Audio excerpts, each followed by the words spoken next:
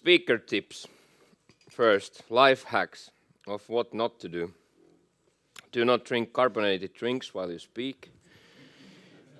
Don't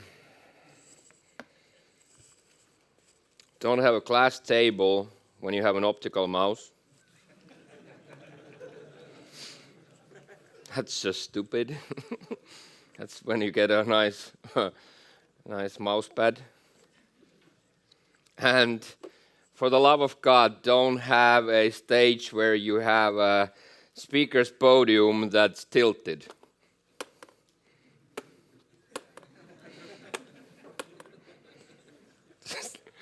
Impossible to do demos. Okay, fair enough.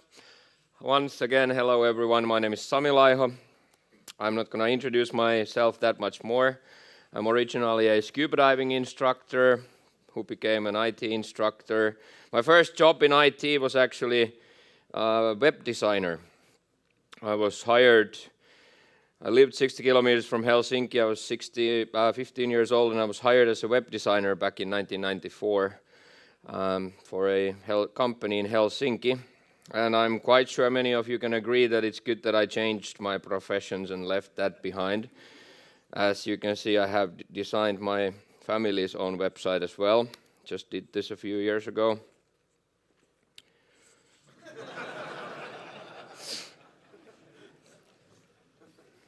I tried to use Comic Sans, but I couldn't find it, so.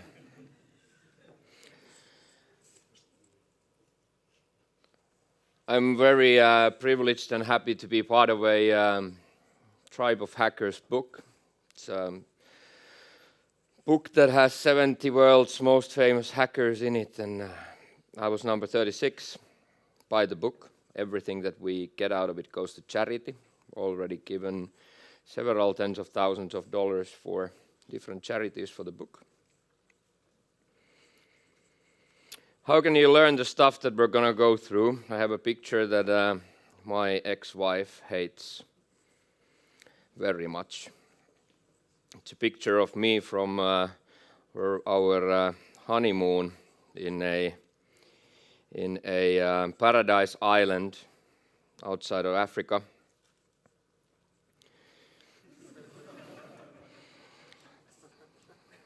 That's what you do when you have 3 weeks off in a paradise. You read Windows debugging. Get a life. This is only demos, nothing else. I don't have slides at all, so it's only demos. I'm going to go through different kinds of life hacks, and I'm going to do it fast. Okay? So let's start. I need where's my Excel? Here. It's my list. Some people had asked me after the session, can they get the list? Well, you can get the list if you want, okay? I mean, I don't know if you do anything with it because it's just my quick list of like how to remember what I'm going to show, so it doesn't really make any sense. So, but if someone wants the list, just send me an email and I'll be happy to send you the list, okay? Let's start with some obvious ones. I mentioned one for those who were at the keynote. The easiest way of you to keep your machine running very nice is to use 2 different user accounts. Always use a limited user account and a admin account separately. When I have to prove this to my friends, I always show them this. I show them process monitor, which shows me lines that have a result ending access denied. And then I keep this running here in the background, let them do whatever they do, just operate their machines. And then at some point after they've been doing whatever, I'll just go back here. And what I do with this is I call it the shitometer, okay? It's called the shitometer because it shows you all the shit that didn't end up on your hard disk because you're not an admin, okay? I've never stopped using admin rights because it was a security thing. I stopped using admin rights in 2002 because my computer works better, and I did, on average, 5 to 10 less reinstallations I had it for duration of 5 years. I had the high performance machine at home, and I normally install Windows every 6 to 12 months. Again, because Windows just works better if you do format C and just install. So then with that machine, with no admin rights, I ran it for 5 years with no reinstallations, and I was happy with it all the time, meaning 5 to 10 times less reinstallations, still being happy with the performance. So for me, it's never been about the fact that I would like to not have admin rights because it saves me from malware. It's because it makes my computer work better. That's why I don't use excessive rights on my machines. How to live with it? I always use two fingers for authentication. So when I authenticate into my machine, I use the index finger, or in this case I can use my face as well. And then whenever you need to elevate something, you press Ctrl-Shift-Enter, okay? Not Enter, but Ctrl-Shift-Enter, which always triggers UAC, and then you can just give it the admin finger, okay? You can also wear sunglasses if you want.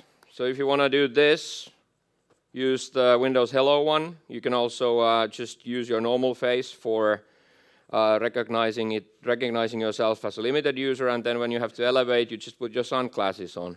Now they messed that up in 1903. 1903 changes the biometrics of Windows 10, which means that now Windows 10 requires that it needs to see your eyes. So you can't anymore use sunglasses unless you put the sunglasses under your nose. Okay? Then it still works. Looks a little bit funny, but you can do that if you want. So let's look at some funny hidden stuff that Mr. Dave Cutler, who built NT back in 1993, or actually between 1989 and 1993, put into Windows. There's a few very funny ones. First of all, I'm doing a lot of kiosk machines where I have to limit what users can do on the user interface. It's super nice when you have a guy who built Windows who actually used to be a fan of Easter eggs, which means that even if you have policies that prevent you from running, let's see, where's my Windows? Let's do this. Let's do it here. No, actually, no, this is fine. So if you go and make a policy that prevents command prompts from running, it will be prevented from everywhere, even including if you would have Task Manager running as CMD, okay? This would not launch. But if you press the Control key while you click Run New Task, it always opens a command prompt, okay? No one knows why. If you need to restart your Explorer, there's a few ways to do it. You can shut down Explorer from the Task Manager, or you can right-click the taskbar. Doesn't do anything. If you shift right-click the taskbar, it doesn't do anything. But if you Control-Shift right-click the taskbar, you get Exit Explorer, okay? If you need to start an older Windows, then just go for the older Windows Explorer. Then you just go for the background. You press Alt F4, and you get this dialog. If you hit Cancel, nothing happens, okay? As you would suggest. If you hit Shift Cancel, nothing happens. If you press Control-Shift Cancel, nothing happens. But if you press Control-Shift Alt Cancel, then it kills the Explorer, okay?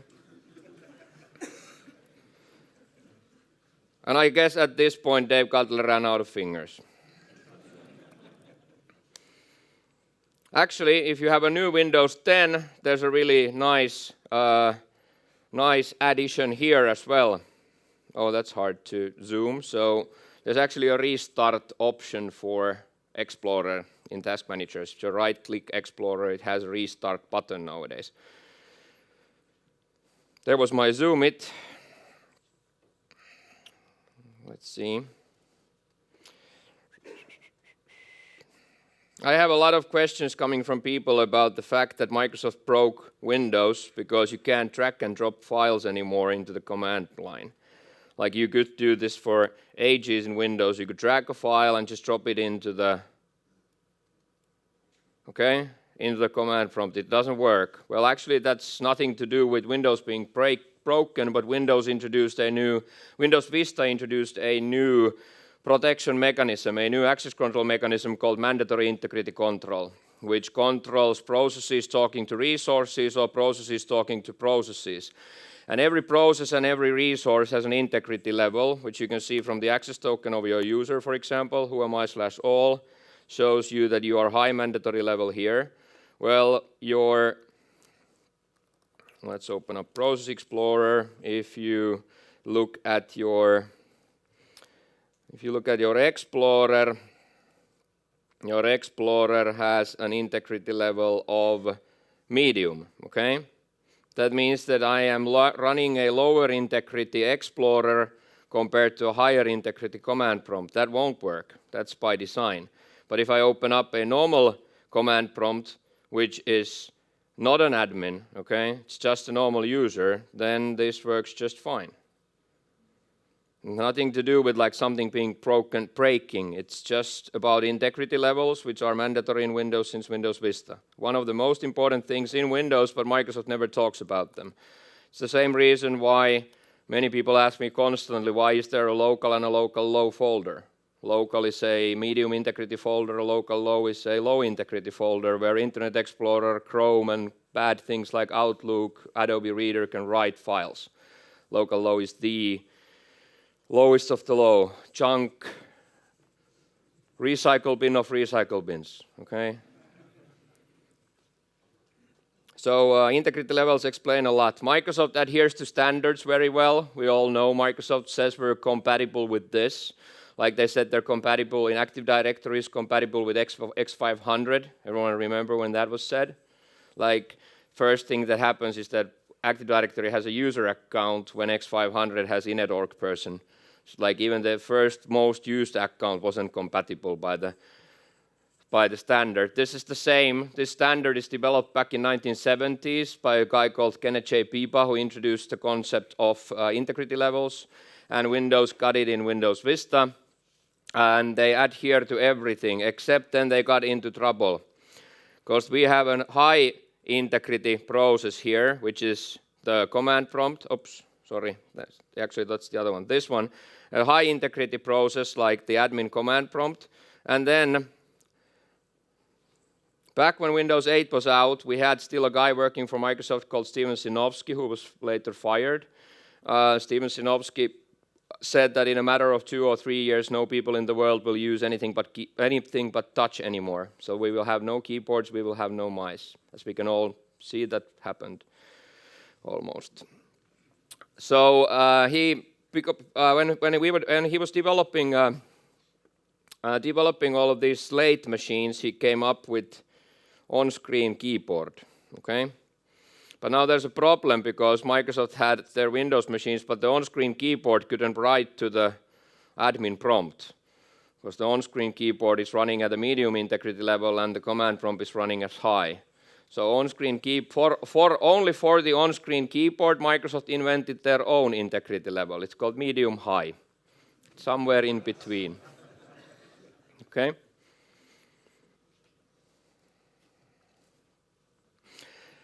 Well, sometimes people find these obvious. I hope there's someone who did not know every one of these.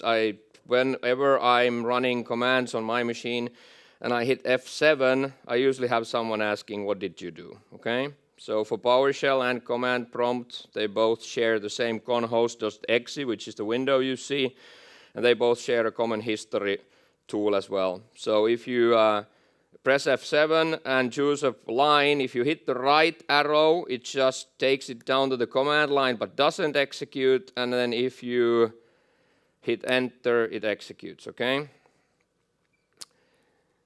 If you are having trouble getting this guy into the admin prompt, because this doesn't work, then shift right click again, like in many others. Shift right click now gives you a few options, and one of them being copy as path, okay? Copy as path, throw it there.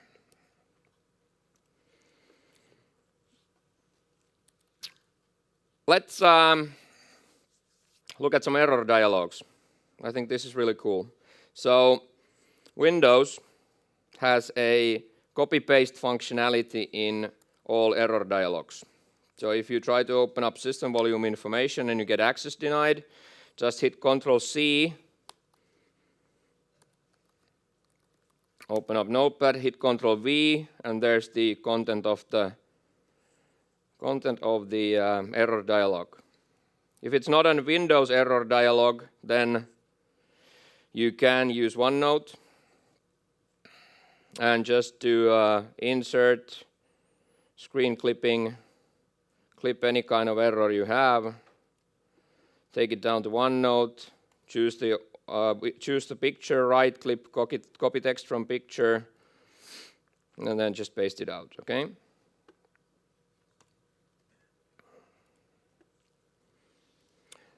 The absolutely funniest registry key there is in Windows, and I don't want to do it here. Let's just take another machine. The funniest Windows key you have, actually I don't want to mess up the Windows 10 machine. Let's see, I got a Windows 7 box here as well. I can use this. So, regedit. And we have a setting here. So HKey local machine, software, Microsoft, Windows, NT, current version, image file execution options, okay? You can have so much fun with your friends with this. It's so far away, so I have always trouble finding it until a student of mine noted me that Regedit actually has favorites, which I had like never ever seen in my life, although I had been working with this for like 17 years. That's what I call the dreaded student moment. It's when you're on stage and you're like, you can't do this. And then there's one single hand and you already know you don't know something. It's a time when I have the pleasure of teaching people every week. I teach tens of people every week, so I learn these hacks, life hacks all the time. It's one of the most funniest things, it's one of the most fun things about my job. I learn this. You come to my classes, learn tricks from me, but I learn from 10 different people at least every week. And it's really nice, but you know when, like, if you tell me something like this, why didn't you do it like this? And then kind of like you pay for the training, so I have to say thank you, but I would just, like really want to just like strangle you, okay? Just like, it feels horrible. It's like, it's like in this case, it's so far away I can't find it. Why didn't you use the favorites?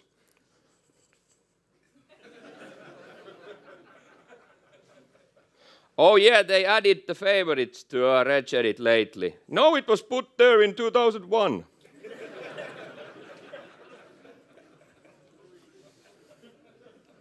And it honestly was. Okay? Well, anyway, image file execution option is the strongest mechanism of controlling what gets executed in Windows. You can't bypass this. So what you can do is you can drive your friends crazy. You can use this for good as well, not just evil, okay? So notepad.exe from now on has a debugger value of calculator. So now if you start Notepad anywhere, you always get the calculator, okay?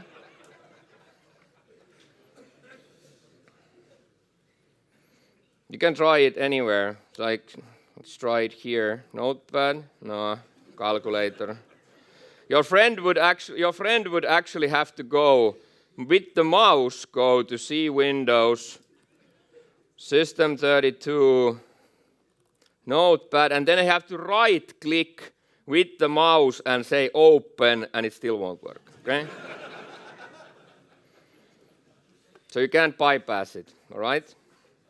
You can do very annoying things with it.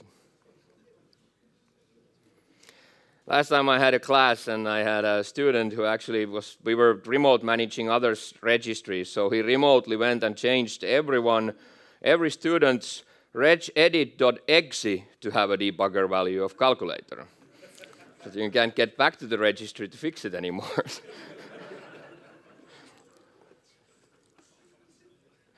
All right.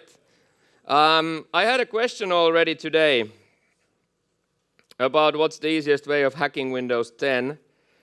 And you have to have BitLocker to block this, okay? So as I said in the morning, if you were for the keynote, there is no security in Windows unless you have BitLocker. So in a way, this is off the table.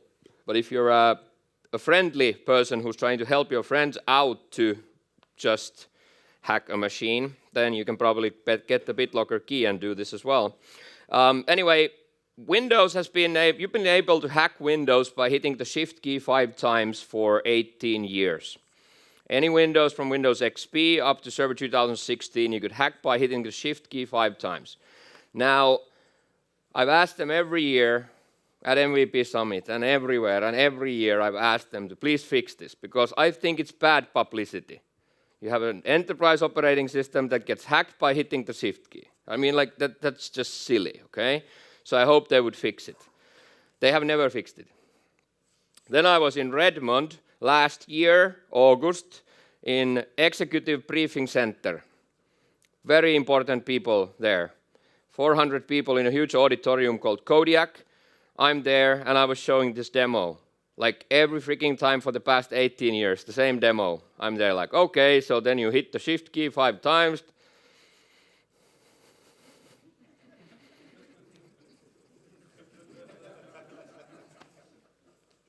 I mess up demos intentionally, gives better scores. I'm very competitive when it comes to public speaking, so I do tricks to just works very well. I blue screen my machine intentionally, but pretend it to be an accident, and that works very well.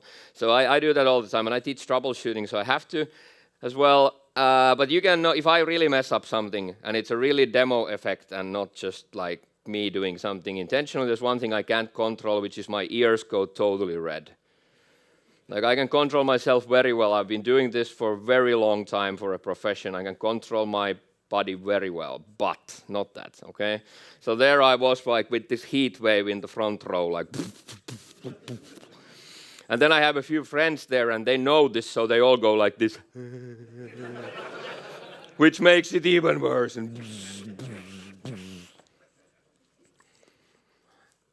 I was in trouble. I have to admit, I hacked Windows then with group policy, okay? Windows is a silly thing. Windows doesn't sign policies, so you can take a group policy from another Windows 10 machine, make it run a startup script that creates an admin account, then copy C Windows System 32 group policy folder, copy it to another machine, run it, and it runs whatever you want, okay? So you can always hack. Trust me, that will never be fixed because it would break group policy. So that will always work. But because I panicked, I had to do that. I kind of ducked that up from a Tech Days Finland demonstration with a friend of mine called Petri that we did had done, 7 years before. I had to dig up very old stuff because I was there and I had to hack it. Everything was based on the fact that I can hack it. But now with Windows 10, Microsoft has made hacking Windows substantially more difficult, okay? So in the beginning, before this, you would only require one command to hack any Windows machine. But now after all of this success that they have with anti-tampering, now you need 2 commands, okay? So let's boot this machine from any writable media. 1703, whatever. Oh.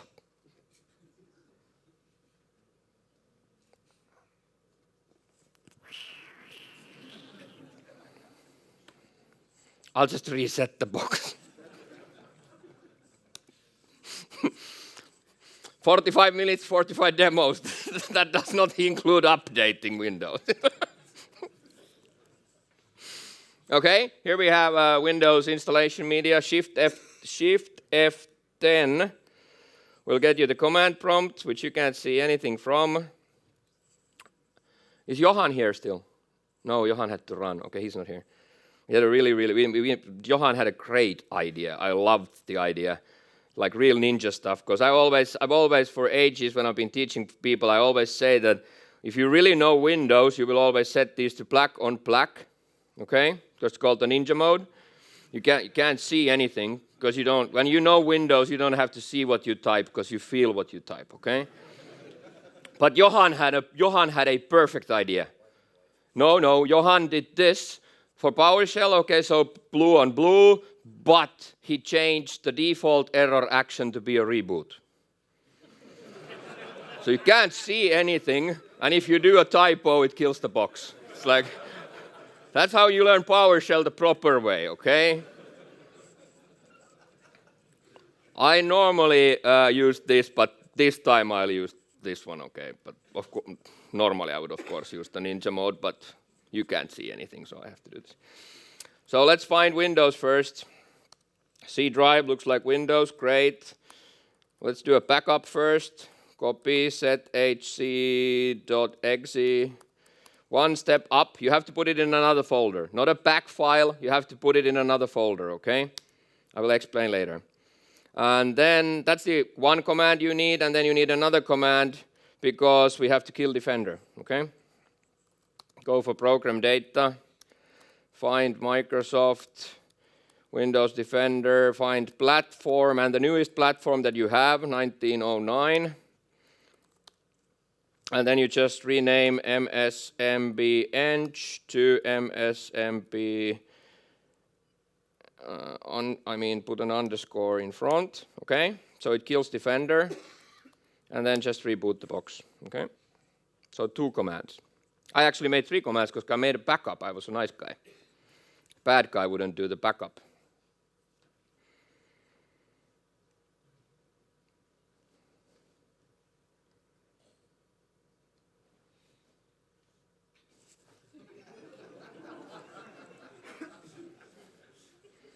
This is the fastest update ever, if that was 100%. Oh, thank God. I was getting up. 100 still, don't come. I can continue with, it paid off. Mikko knows what I did before the session. You remember? Rule number 1 for every technical session.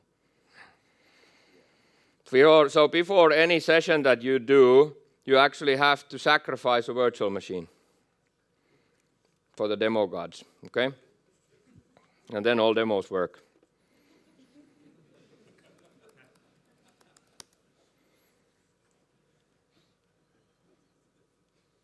Why did I log on? Sorry. Blah. I'm getting mixed up here because I'm getting nervous because of my updating.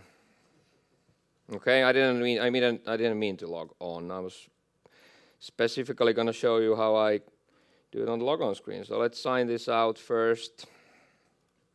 And now when you're on the logon screen, then you just hit the shift key 5 times. It's an extremely difficult phrase to say without saying hit the shift key. Hit the shift key 5 times, okay, and nothing happens. Now I'm actually gonna... Oh, did I leave that out? That's what I was kind of counting, like 2 commands. Yeah, you made the 2 commands. You're just making 2 backups. No, jeez. That's not intentional, okay? So we have a backup already and we disabled Defender, but we didn't do the actual hack. Okay, that messed up the timing. So I'm not gonna do any fonts now. I will just find it. So we already copied the backup, but we did not copy cmd.exe on top of sethc.exe. That's what we were missing. Yes, please exit out. What? I reset it. I didn't reset the snapshot. I just reset button. Remember old computers in the good old days had a reset button. Okay. Hit the shift key 5 times. Get a command prompt. Who am I? Mrs. System. All good. The root account. Create your own accounts, whatever you want, net user, see who you have, create your own so they won't be changed by lapse later on or stuff like that, so better to create your own. Net user hacker add, net local group administrators hacker add. If you don't like my command line kung fu, then you can always, in Windows, luckily you don't have to log on to use graphical tools. So just start computer management, and you can do it graphically as well. I don't know what you want to do. Set password.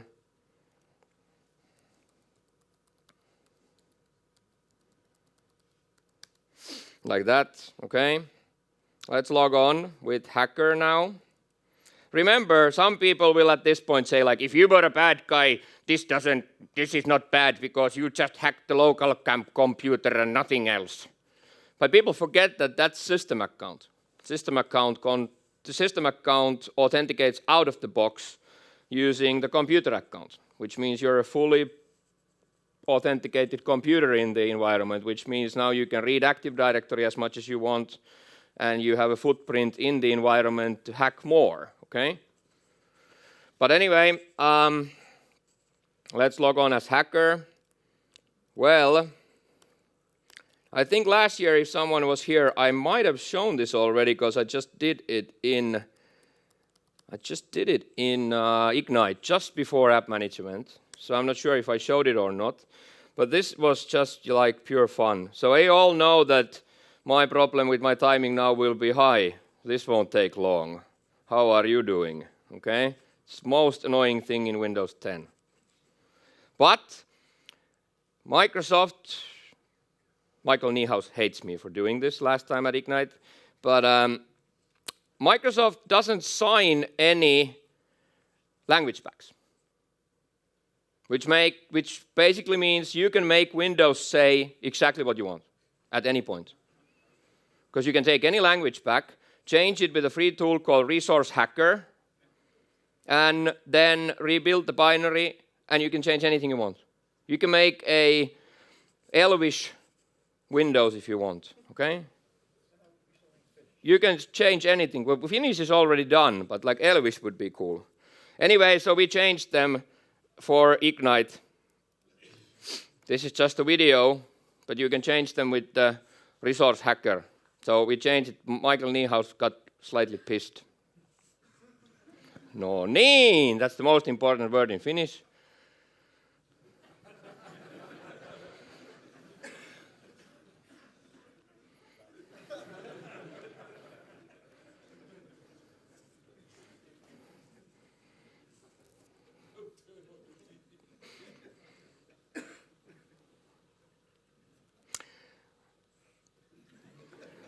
You can actually,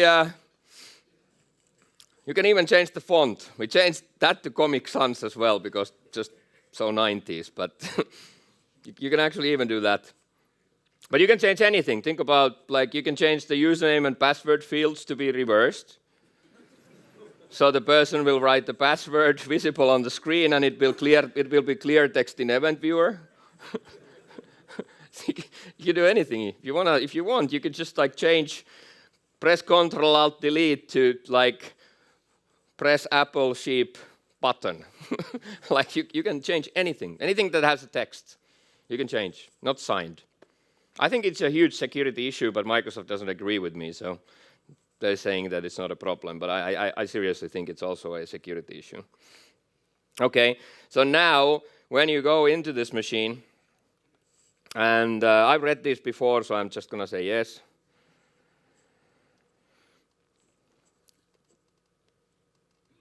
And now we are still hacked, okay? So another tip, a very, very good tip if you want to replace a DLL in your program files, for example, or if you want to replace a DLL or executable in your Windows folder, anything. What people forget all the time is that administrators have a privilege called restore files and folders, which means that if I want to fix this, I'll just do open up a command prompt. Now I will change the fonts. People in the cheap seats don't see anything.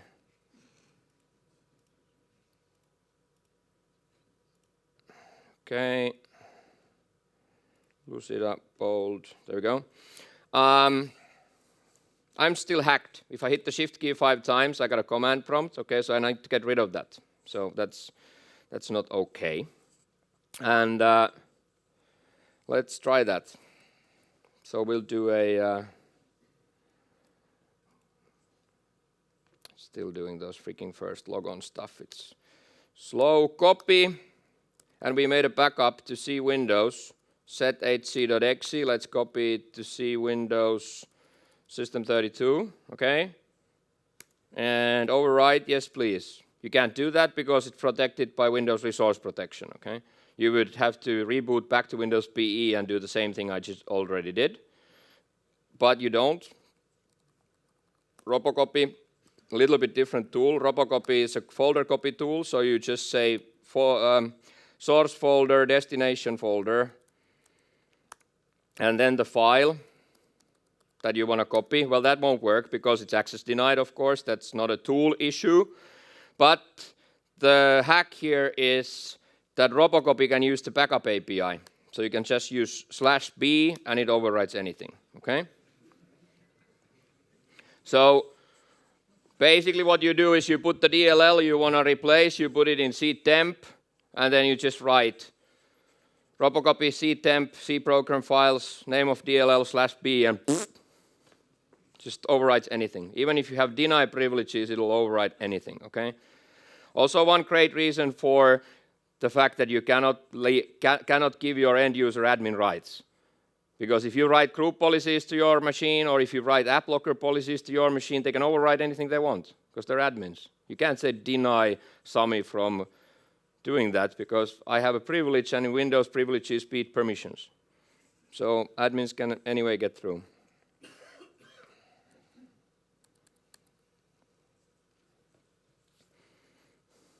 Net help message. This is one of my favorites, okay? If you have people calling in to help desk, or if they come to you and explain their problems, what very often happens is that they don't really know how to talk to you, okay? I have a basic troubleshooting slide here. I'm just going to show you. I love it. It's a very old picture of mine. So this is like the other end of the spectrum. My computer just broke. What did you do? Okay, two things here. One, we don't even know if it's the monitor or the computer or the mouse or anything. And it has the assumption that IT is actually hired to break things. It's our job. Companies hire us to break computers. Okay? So this is not good. The next one is from my desktop from end of 1990s. This was delivered to my desk from a user that actually did what I asked them to do, which was describe the error clearly. Okay?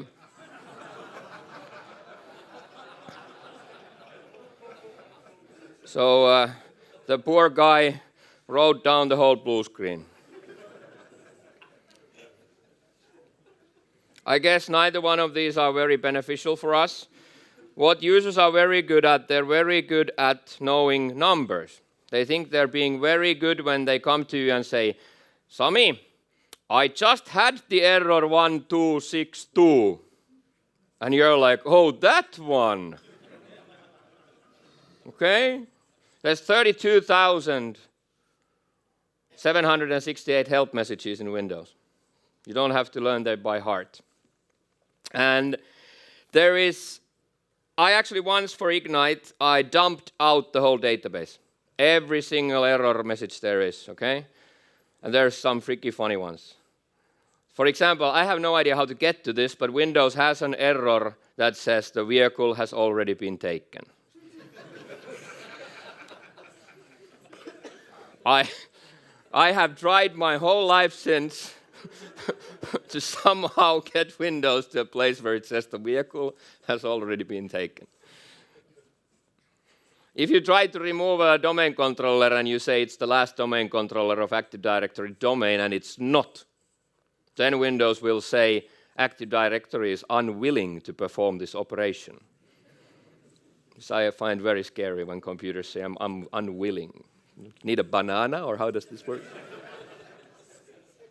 I don't want to do this Skynet stuff, okay? So you don't have to learn them by heart. Net help message shows you. Net help message 1216. Oops. Specified password is invalid 1212. Semaphore timeout period has expired. 1612. Multiple installation source is an MSI related one. Okay. If you have hex values, then WinRM has a newer version of this. So WinRM help message translates hex values. Oops. Like this. Okay. I always say, every course I teach, I always teach people there's only one that I require everyone to learn by heart, and that's 4006. That's the one when, like after this conference, now we have a party there. So if you go party and you're married, you have to remember that replication with a non-configured partner is not allowed, okay?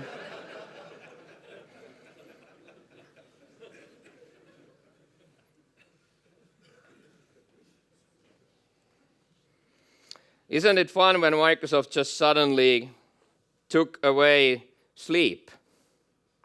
I was trying to find it for ages, and I was always downloading it from the resource kit, sleep.exe, so I can make my patch files sleep when I need them to.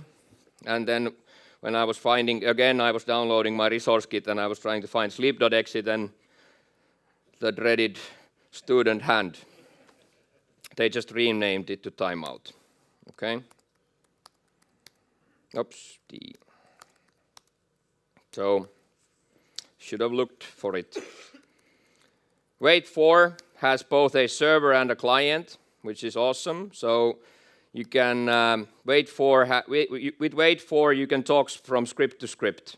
I actually have a lot of friends doing PowerShell that still use this inside of PowerShell because it is easier than PowerShell's own communications. So you can do a five servers are doing something, the patch files stay and say wait for setup ready, and then you have another patch file on another machine that signals them after done something, okay? So just sends the string over the network, signals from a computer to another, make them work together.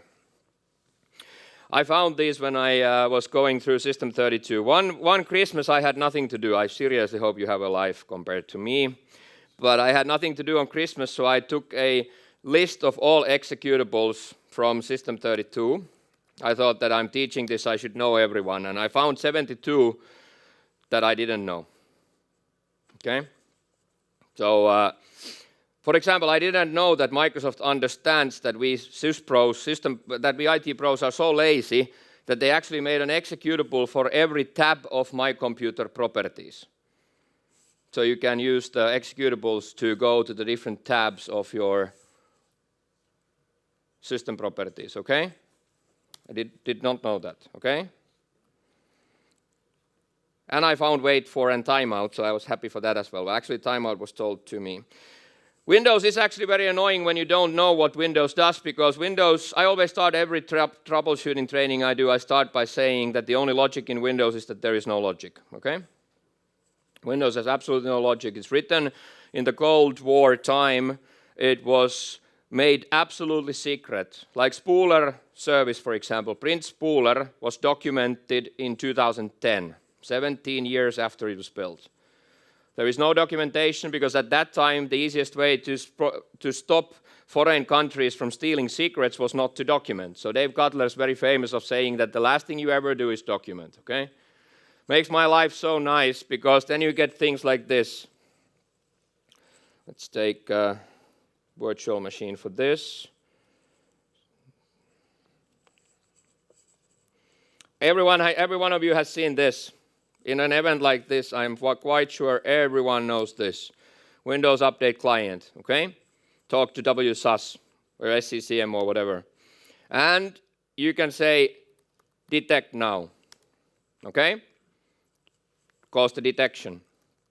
You can say, report now, talk back. How many of you knew that you can actually do detect and report now? Okay? Combine the two. Isn't that cool? But the best one is detect and report and wash my car now, which actually washes your car at the same time, okay? Not only don't we have any documentation, we don't have any error checking, okay? You can type in whatever you want, all right? So if you want to know how Windows actually works, then you sadly, the only way to figure out how Windows works is to do the same thing as you would do for malware when you're trying to figure out who built malware, which is reverse engineering, okay? And we can all learn a little bit of reverse engineering here. Something that everyone can do. Sysinternals has a tool called strings. Strings, the whole binary, out to a text file. And then look at the text file.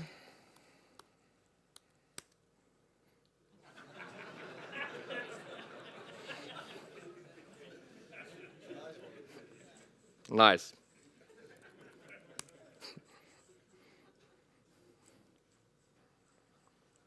Jesus. Oh, that was just intentional. Ha ha ha. Okay, let's try that again.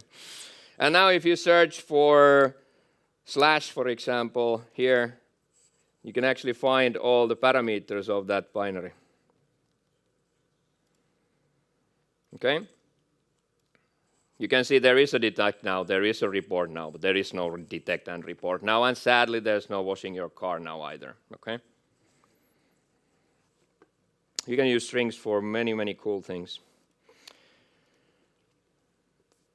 Well, that's so nice. There's a last few tricks, last few life hacks. One for speakers is that never show much how slides you have and just press end.